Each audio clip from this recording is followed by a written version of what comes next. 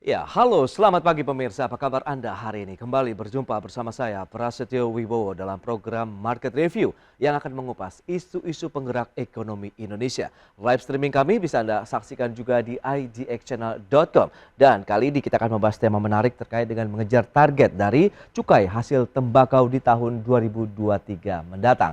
Langsung saja kita mulai Market Review selengkapnya.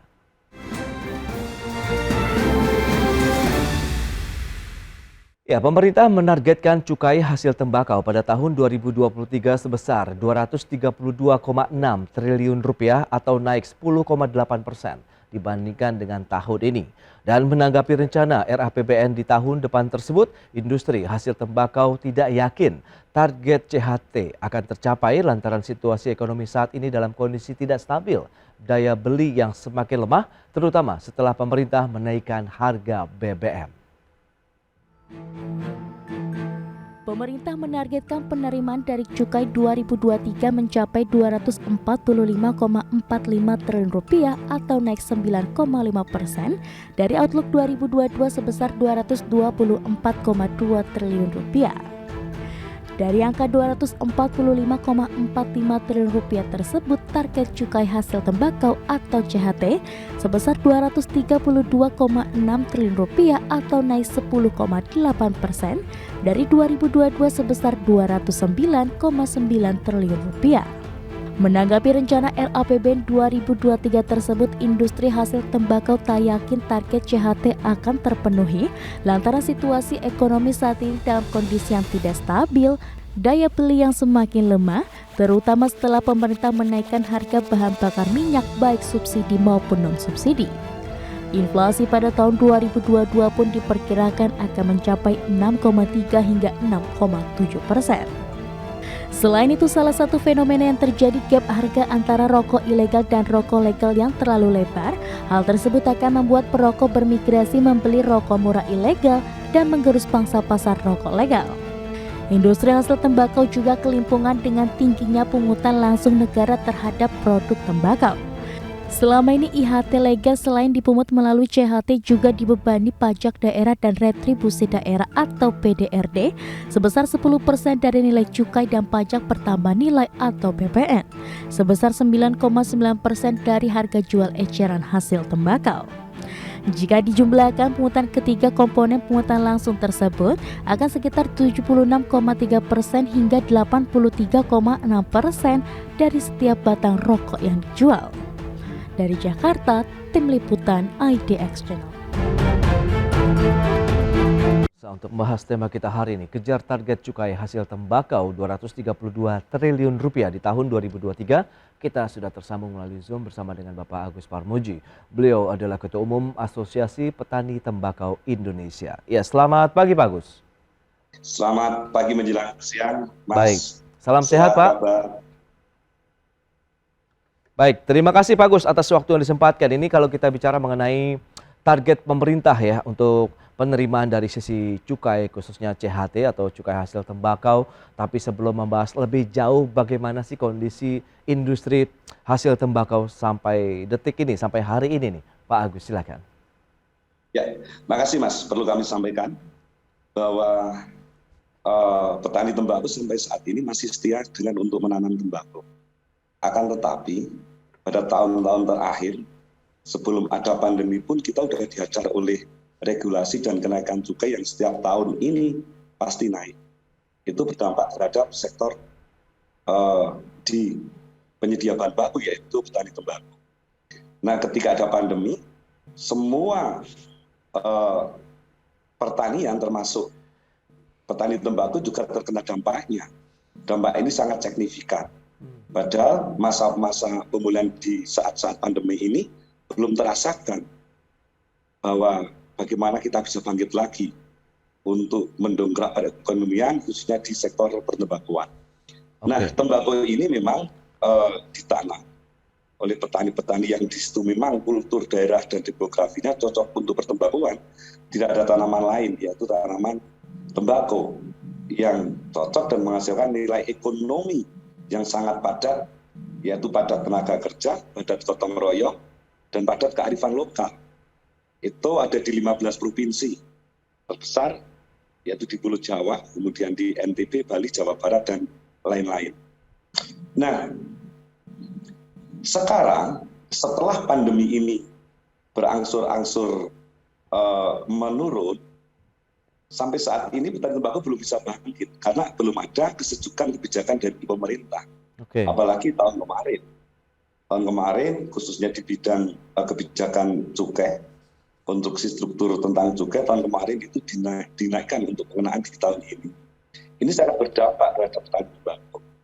Sangat berdampak sekali karena petani tembakau sampai saat ini masih tergantung terhadap penyerapan industri nasional, industri rokok kretek. Bukan tergantung pada industri yang lain. Belum ada pabrik susu, pabrik tahu, atau pabrik apapun yang membeli dari hasil budidaya kami. Sebagai ilustrasi, Mas, sebelum pandemi aja di tahun 2019, ketika pemerintah melipat gandakan kenaikan 22, sekian persen ini, itu dampaknya sangat terasa. Sangat terasa di penyerapan bahan baku. Nah, di saat itu, kalau tidak salah isunya itu di September 2019 ada kenaikan cukai di tahun 2020, 22 sekian persen ini, maka semua industri hasil tembakau mereka berhitung bahwa tahun depan kemungkinan omset dari penjualan produksi tembakau mereka akan turun, sehingga berdampak terhadap penyerapan tembakau nasional ini. Kemudian dihantam pandemi, pandemi belum mulai, tahun sekarang cukai naik tinggi. Tahun depan diprediksikan akan naik lagi. Nah, bagi kami ini kebijakan yang kurang pas ketika diterapkan di negara kita ini. Karena petani tembakau dalam kondisi prihatin dan sakit, gitu kan.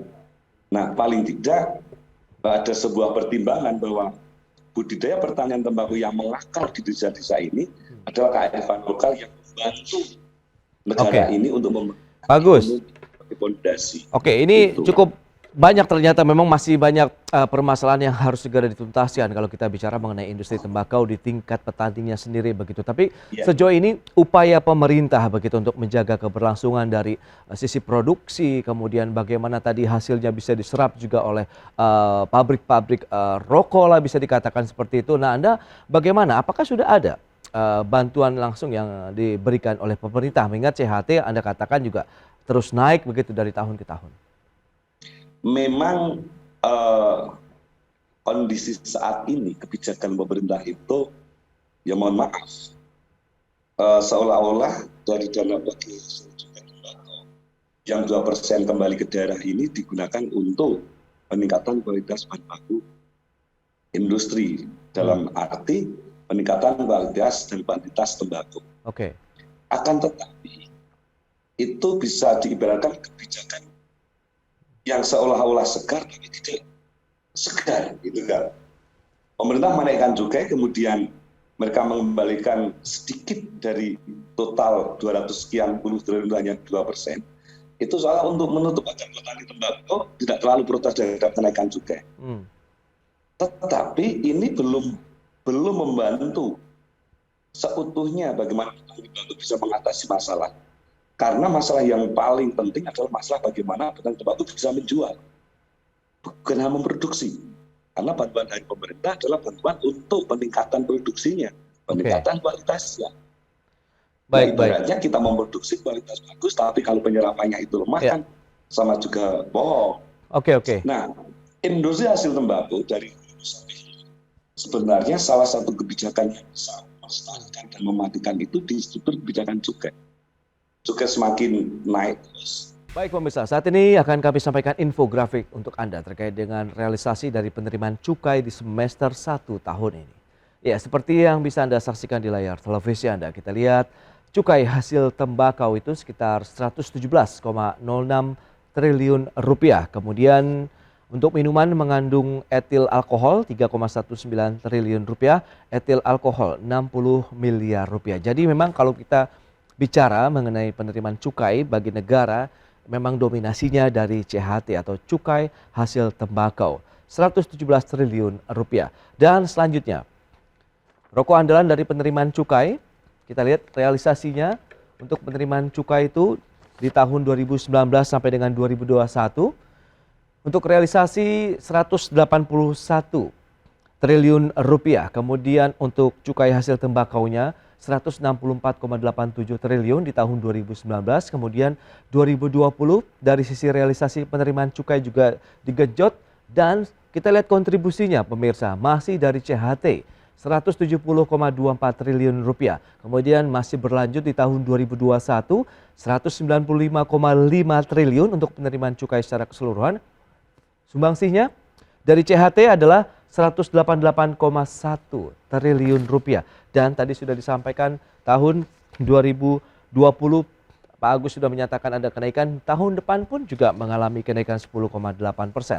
Kita akan lanjutkan kembali perbincangan bersama dengan Bapak Agus Parmuji, Ketua Umum Asosiasi Petani Tembakau Indonesia, APTI. Ya Pak Agus, kita akan lanjutkan kembali pembahasan terkait dengan kondisi yang ada begitu. Nampaknya memang dominasinya cukup besar begitu ya dari kontribusi CHT ini terhadap penerimaan negara dari sisi cukai. Tapi bagaimana Anda melihat perhatian, kepedulian pemerintah sendiri nih kalau melihat kondisi yang ada? Karena saya dengar juga Anda sudah menyebutkan tahun ini panen ya Pak untuk tembakau. Ini lagi panen. Oke. Jadi mulai tahun 2018 kemarin, setiap kita panen itu terjadi deg-degnyas. Atau kalau bahasa petani, deg-degnyas ini adalah panen kami nasibnya akan bagaimana. Harap-harap cemas begitu Pak Agus? Bukan harap-harap cemas, Mas. Deg-degnyas. Wow. Deg-degnyas, nyas deg-deg itu, Mas. Artinya, berarti tingkatannya lebih tinggi begitu ya Pak? Artinya, sebenarnya pemerintah lewat Kementerian Pertanian, Kementerian Keuangan, dan kementerian yang lain itu pada bulan Juli akhir hingga sampai awal November, itu adalah masa-masa emas petani tembakau untuk memproduksi budidayanya. Artinya mereka memulai memanen. Kalau kita ceritakan sebelum terjadi kebijakan yang membombardir ini, termasuk struktur cukai yang setiap tahun naik, ini dulu bahwa pertanian tembakau itu adalah pertanian yang mengandung nilai ekonomi tinggi dan mampu menghidupi. Dan ini adalah investasi atau perputaran perekonomian budaya di tingkat lokal. Yang di situ pemerintah seharusnya merasa terbantu. Itu di tingkat bawahnya, di on farm-nya. Apalagi dengan kontribusi ke negara yang begitu besar, triliunan rupiah ini. Bukan hanya terbantu, tetapi sangat-sangat terbantu lagi ketika negara dalam kondisi seperti ini. Nah, melihat peran serta, bukan kehadiran, peran serta, ataupun kehadiran pemerintah, ataupun peran nyatanya pemerintah, sekarang ini belum kami rasakan untuk melindungi keberlangsungan pertanian tembakau. Hanya saja kebijakan BHCHT. Itu yang tadi saya sampaikan seolah-olah sebagai penyiram sedikit agar petani tidak protes bahwa petani dapat bantuan peningkatan kualitas, BLT, dan lain-lain. Tapi itu bukan kunci utama untuk menjaga keberlangsungan. Kunci utamanya adalah kesejukan. Target mereka adalah pengendalian. Tetapi bagi kami bukan. Target mereka adalah mengejar pemasukan. Itu kan yang dibungkus dengan pengendalian. Nah, artinya dengan jargon pengendalian tetapi targetnya adalah pemasukan, ini adalah salah. Karena petani tembakau pada saat ini dibutuhkan sebuah relaksasi kesejukan kebijakan. Mereka ditolong, harusnya pemerintah menolong bagaimana mereka bisa menjual barang panennya dengan bagus. Dengan dasarnya adalah kebijakan-kebijakan yang sejuk melindungi kedaulatan petani tembakau. Nah, termasuk bahwa regulasi yang salah satu sebagai kunci kelestarian petani tembakau adalah di kebijakan cukai. Ketika cukai ini dibicarakan oleh petinggi-petinggi di Jakarta bahwa ini untuk menolong petani tembakau, jangan sampai naiknya begitu tajam, itu adalah bagus, nanti akan tertolong. Karena industri petani tembakau masih tergantung pada penyerapan industri rokok. Betul. Ya kan? Nah Pak Agus, ini saya jadinya dihantam, mereka tidak bisa menjual, yang memberikan baku. Itu dia. Nah, Pak Agus, saya ingin tanya juga, ini kan CHT terus naik dari tahun ke tahun begitu. Apakah ya, serapannya juga terpengaruh dari tingkat petani kepada produsen rokoknya begitu? ya itu sangat berdampak, Mas. Hmm, Yang kami rasakan malah mulai sebelum pandemi, ketika Oke. cukai naik 22,sekian%, Hmm, sebelum pandemi naik segitu, baru saja diinformasikan di TV, di media, dan lain-lain bahwa cukai akan naik. Selang waktu 2 hari, pembelian pasti akan berhenti. Mereka akan berhitung, karena Oke. mereka membeli untuk diproduksi dan diproses. Nah, Hmm, di hantam pandemi, kemudian sekarang ada seperti ini lagi. Nah, ini juga nanti akan berdampak juga. Padahal petani tembakau ini adalah salah satu produksi nasional yang membantu negara. Oke. Artinya nilai ekonominya masih sangat kental, sangat tinggi. Itu di sektor pertanian. Kalau di sektor pungutannya, itu kan, mohon maaf, dari lembar daun tembakau itu memberikan kontribusi yang sangat nyata. Artinya di samping cukai, itu ada BPN, ada PDR, Ya. dan lain-lain. Nah, begini kalau bisa kami sampaikan, bahwa kenaikan cukai ini bukan salah satu kebijakan yang di situ bisa memayungi semuanya. Tetapi dengan dalih pengendalian, tapi yang dikejar pemasukan, itu adalah keliru. Oke. Mohon maaf, artinya keliru bahwa di dalam kebijakan cukai tersebut, ada banyak rakyat Indonesia. Di situ ada petani tembakau, pekerja pabrik, dan lain-lain, yang bukan merasa, yang sudah terzolimi dari kebijakan ini. Ya Pak Agus, kalau menyikapi kondisi saat ini musim panen seharusnya bisa memberikan kegembiraan, kebahagiaan begitu ya para petani tembakau di Indonesia. Tapi dengan beragam permasalahan yang tadi Anda sampaikan, nah lantas yang saya ingin tanya lebih lanjut sebenarnya, berapa besar produksi tembakau tahun ini, kemudian serapannya berapa dan harganya sekarang seperti apa ini Pak Agus, silakan. Oke, sebenarnya untuk harga tahun ini dengan 3 tahun yang lalu itu hampir sama. Harganya babak belur. Harganya babak belur artinya ketika menjelang panen itu kami pasti berkomunikasi dengan teman-teman industri. Oke. Nah, teman-teman industri ini atau teman-teman Produsen ya. pabrikan itu mengeluh dengan kebijakan pemerintah sehingga mereka tidak bisa menolong secara maksimal terhadap petani tembakau. Mereka bilang bahwa tembakau dari petani itu tidak langsung kami proses, tetapi menunggu paling tidak 1 tahun dari pembelian. Kalau yang tembakau kualitas bagus paling tidak 2 atau 3 tahun. Nah, sehingga ketika mereka menunggu sambil proses, kemudian kebijakannya itu menghantam tentang produksi mereka, khususnya di bidang cukai ini, mereka berpikir kami tidak bisa membeli secara banyak, karena kami juga menjual dari produk tersebut. Oke. Nah, Pak Agus. Nah, kuncinya adalah kebijakan pemerintah tersebut dari bermacam-macam regulasi, karena di sektor pertanian tembakau dari hulu sampai hilir, kemudian dalam tanda kurung itu IHT, ada sekitar 300 regulasi yang menghimpit tentang pergerakan ini, artinya tentang kelestarian ini. Tetapi yang paling dominan tentang maju mundurnya adalah struktur di bidang cukai tersebut. Artinya ketika cukai itu sejuk, maka penyerapannya akan sangat bagus. Nah, untuk tahun ini kami baru pertengahan panen, harga belum cenderung meningkat. Di samping memang musim kurang bersahabat, tetapi ini berdasarkan tahun kemarin bahwa cukai naik ini mengakibatkan penyerapan melemah. Lemah. Nah, berapa Pak Agus? Itu sudah jumlahnya berapa? Sudah menurun ketimbang tahun kemarin. Karena tahun kemarin itu harga babak belur, hancur, petani untuk menanam itu tidak mempunyai biaya, gitu kan. Padahal dari 2% yang kembali ke petani, bukan itu sudah menjadi hak dari petani tembakau dari DBH tersebut.